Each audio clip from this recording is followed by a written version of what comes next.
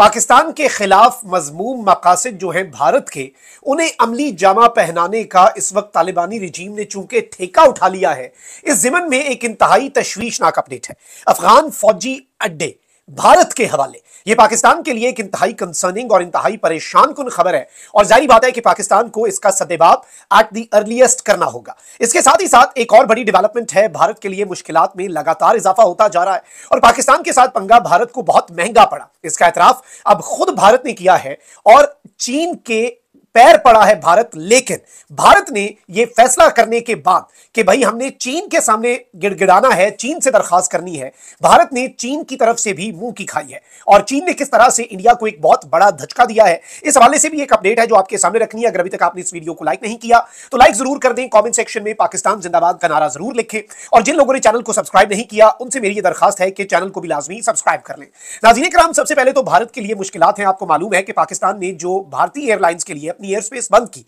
उसकी वजह से भारत को बहुत बड़े पैमाने पर नुकसान पहुंच रहा है और भारत की एयरलाइन एयर इंडिया, उसका तो कबाड़ा निकल गया। उसकी सादा सी एक वजह तो यह है कि देखें, जब पाकिस्तान का रूट उन्हें अवेलेबल नहीं है और ये याद रखिएगा कि पोजीशनिंग कुछ इस तरह से है कि पाकिस्तान से होकर इंडिया की सारी फ्लाइट्स ने बाकी दुनिया में जाना है। अलबत्ता पाकिस्तान के लिए अगर इंडिया एयर स्पेस बंद करता है तो सिर्फ आई थिंक एक या हफ्ते की 2 फ्लाइट्स हैं जो इंपैक्ट होती हैं। इंडिया की रोजाना दर्जनों फ्लाइट्स जो हैं वो इंपैक्ट होती हैं, तो इतना बड़ा डिफरेंस है। अब इस डिफरेंस का मुद्दा क्या है, इस चीज को समझे। हो ये रहा है कि एयर इंडिया को एक तो लंबा रूट लेना पड़ रहा है, लंबा रूट लेने की वजह से उनके किराए बढ़ रहे हैं, प्लस टाइम ज्यादा है। On the other hand Qatar Airways है, एमिरेट्स है, दुनिया की बाकी एयरलाइंस हैं जो कि एयर इंडिया की कंपैटिटर हैं। भाई ना उनके लिए एयर स्पेस पाकिस्तान की बंद है, वो पाकिस्तान पर से होकर इंडिया जा रहे हैं, तो उनके लिए एयर स्पेस बंद नहीं है तो उनका किराया भी कम, उनका टाइम भी कम। तो भाई कोई पागल है जो पैसे भी ज्यादा भरे, टाइम भी ज्यादा लगे, सफर में रूट भी लंबा हो, पैसे भी ज्यादा हो। तो एयर इंडिया का तो निकल गया जी कबाड़ा और पाकिस्तान ने 24 दिसंबर तक, कल ही मैंने आपको यह खबर दी थी कि मजीद अपने नोटम को एक्सटेंड कर दिया है कि इंडियन एयरलाइंस जो हैं उनके लिए पाकिस्तान की एयर स्पेस बंद रहेगी। अब खबर रसां एजेंसी रॉयटर्स को दस्तयाब एयर इंडिया की दस्तावेज के मुताबिक भारतीय फजाई कंपनी अपनी हुकूमत पर जोर दे रही है कि वो चीन को इस बात पर आमादा करे कि वो सिंकियांग के हसास फौजी फजाई इलाके को इस्तेमाल करने की इजाजत दे। चीन का जो हसास फौजी इलाका है, चीन उसके ऊपर कोई सिविलियन एयरक्राफ्ट जो है उसे इजाजत नहीं देता कि वो वहां पर फ्लाई करे और ये चीन का एक हसास फौजी फजाई इलाका है। ठीक है जी, और इस हवाले से चाइना ने पैसे ही पक्की पाबंदी लगाई हुई है और एयर इंडिया ये कह रहा है अपनी हुकूमत को, खुदारा अगर एयर इंडिया कंपनी को बचाना है तो चीन के सामने गिड़गिड़ाना पड़ेगा ताकि परवाजों का वक्त कम हो सके, क्योंकि पाकिस्तानी फजाई हुदूद से भारतीय तैयारों की परवाजें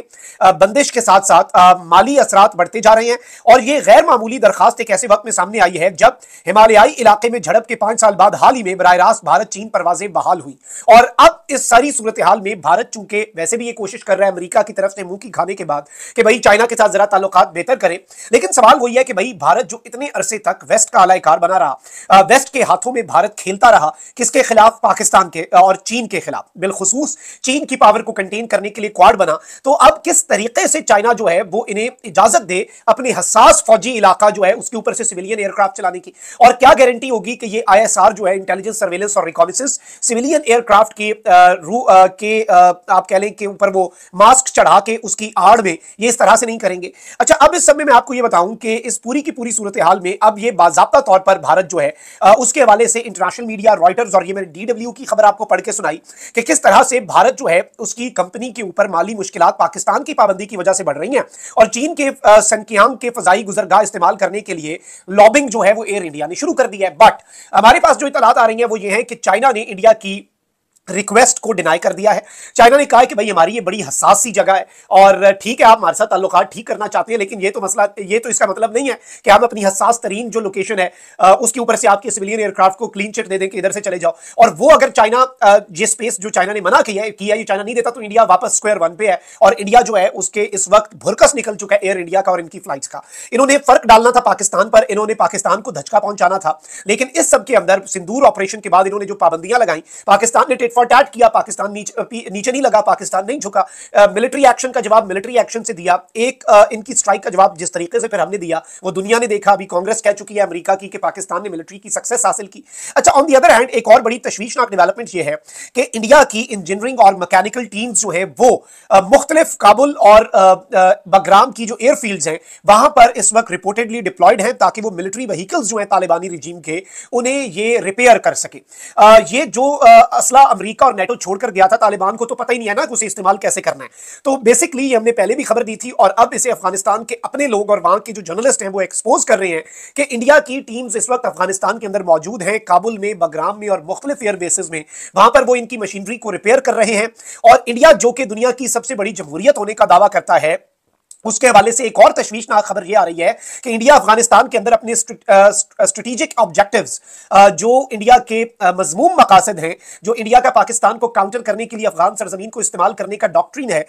उस पर अमल करते हुए भारत 21 दहशतगर्द ग्रुप्स जो है उनकी सरपरस्ती कर रहा है। And India is now working to equip 21 terrorist groups based in Afghanistan in collusion with the Taliban regime for its strategic interests. Bharat 21 मुख्तलिफ दहशतगर्द गिरोहों की इस वक्त सरपरस्ती कर रहा है, उन्हें इक्विप कर रहा है और तालिबानी रिजीम के साथ हैंड्स इन हैंड कर रहा है कि इस वक्त तालिबानी रिजीम जो है उसके साथ मिलकर यह साजिश रची जा रही है। और तालिबानी रिजीम के लोग जो हैं, आप देख लें कि पाकिस्तान के खिलाफ खुद कुछ हमलों की धमकियां दे रहे हैं। पाकिस्तान ने अमन को एक मौका दिया, पाकिस्तान ने बातचीत को, पाकिस्तान ने डिप्लोमेसी को एक बहुत बड़ा चांस दिया, बट इन्होंने वो चांस जो है वो अवेल नहीं किया। और अभी भी इनका जो वजीरे तिजारत है वो उठ के बैठा हुआ है जाके इंडिया के अंदर, और वहां पर वो जो भी कर रहा है, ये चीज याद रखिएगा कि पाकिस्तान इस सारे मामले को ना सिर्फ देख रहा है, अमीर खान मुत्तकी के दौरे के दौरान पाकिस्तान ने जो तुन के रखा अफगानिस्तान को और मैसेज दिया भारत को कि भारत को भी मारा था और भारत की इस प्रॉक्सी को भी मारेंगे और भारत इन्हें नहीं बचा पाएगा। अब इन्हें अगर ये लग रहा है कि भारत इन्हें बचा पाएगा तो ये इनकी खाम ख्याली है। भारत अभी भी जो हजीमत उसे उठानी पड़ी वो फेस कर रहा है। अभी तो फाइनेंशियल प्रॉब्लम्स तक, एयर इंडिया वाली खबर रॉयटर्स तक ये कह रहा है कि भाई एयर इंडिया सर पटक रही है अपनी हुकूमत के सामने के खरबों का नुकसान हो चुका है पाकिस्तान की 6 महीने की पाबंदी की वजह से, और पाकिस्तान पाबंदी हटाता हुआ नजर भी नहीं आ रहा। इंडिया को सरेंडर करना पड़ेगा ना। इंडिया को, जो इंडिया ने एक्शंस पाकिस्तान के खिलाफ लिए थे, इंडिया वापस ले ले, पाकिस्तान उसके बाद सोचेगा। लेकिन इंडिया जो है अब उसे हर तरफ से पाकिस्तान ने घेरा हुआ है, तो ये इंडिया के आलाकार तालिबानी रिजीम के लिए भी एक मैसेज होना चाहिए। अलबत्ता भारतीय फौजी अड्डों के ऊपर